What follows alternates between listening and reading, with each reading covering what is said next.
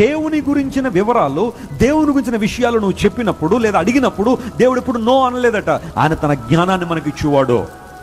లేఖనాలు సెలవిస్తున్నాయి, లెస్ అయిన జ్ఞానము, సౌండ్ విజ్డమ్ నీ హృదయంలో భద్రం చేసుకో.